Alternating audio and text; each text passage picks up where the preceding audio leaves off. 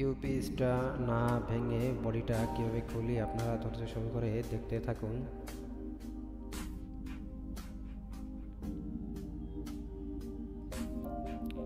এটা অনেক শক্ত এবং অনেক মজবুত হয়ে থাকে, তো আমরা এটা সাবধানে ইন্ডিকেটরের ব্লেড দিয়ে হাতুড়ি বাড়ি দিয়ে এটা খুবই সাবধানে খুলব।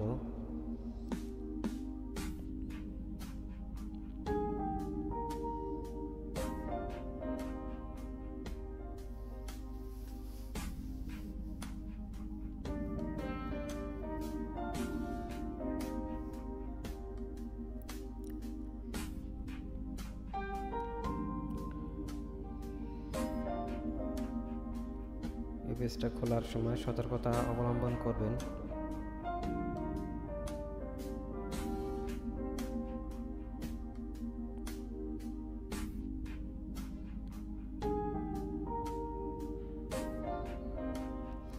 দেখতেই পাচ্ছেন ইউপিএসটি থেকে আমরা উপরের বডির পার্টটা খুলে ফেলছি।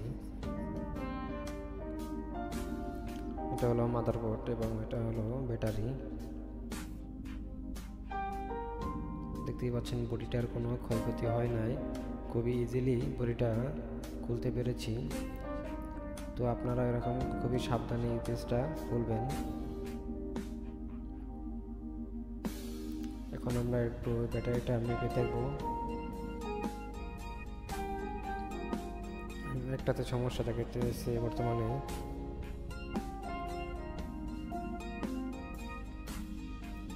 তো ভালো চেকিং আসতেছে না।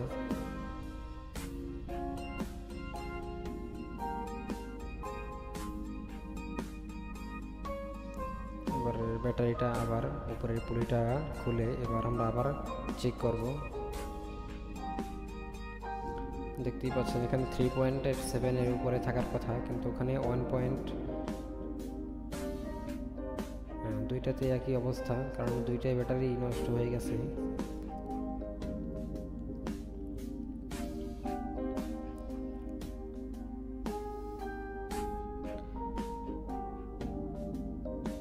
এবং ওটার সাথে থেকে এটা খুলে আলাদা করে নতুন ব্যাটারি সেটের সাথে বিএমএস এর যে লাইনটি আছে সেটি এখানে লাগিয়ে দেব।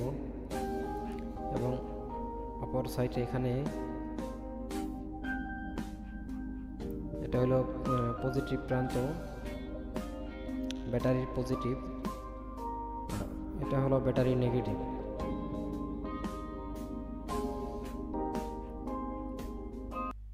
লাইক এন্ড চ্যানেলটাকে সাবস্ক্রাইব করে দিন।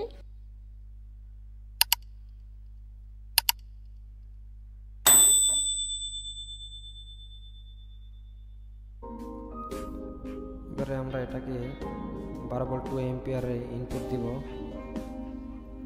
দেখতেই পাচ্ছেন সার্কিটের লাইন এসে পড়েছে। এবারে দেখেন ডিজিটাল মিটারে 1 অ্যাম্পিয়ার ফুল লোড নিতেছে।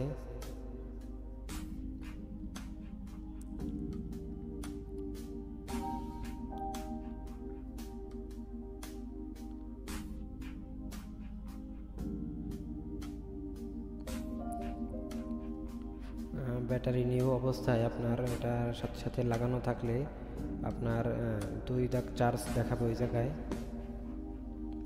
তারপর বাকিটা চার্জ আপনাদের করে নিতে হবে।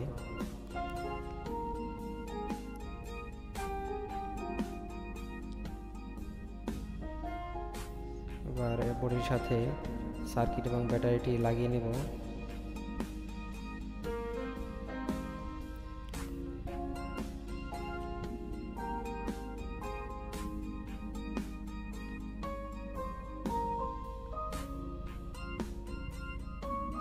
এটা হলো ব্যাটারি সেফটির জন্য বডির সাথে ফাঁকা থাকে, এই জন্য এটাকে বডির সাথে লাগিয়ে দিব।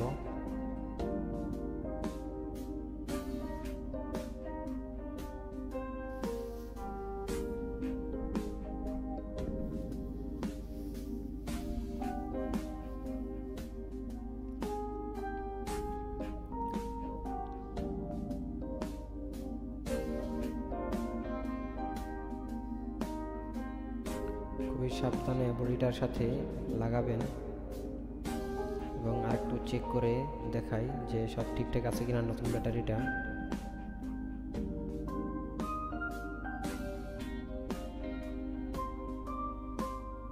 দেখতে পাচ্ছেন ব্যাটারিটি 3 পয়েন্টের উপরে আছে।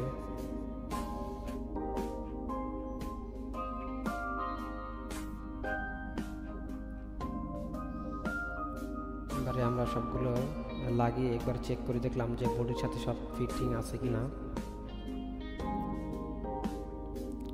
সব ফিটিং আছে। এবার আমরা এটার সাথে গ্লু আঠা লাগিয়ে দিব।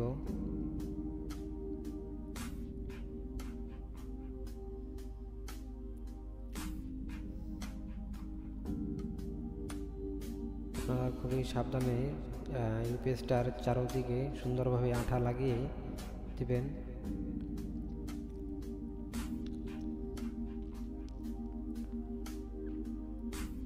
আঠা লাগানো শেষ। এবার কেসিংটি এখানে লাগিয়ে দেব। দেখতেই পাচ্ছেন কত সুন্দর ফিটিং হয়েছে।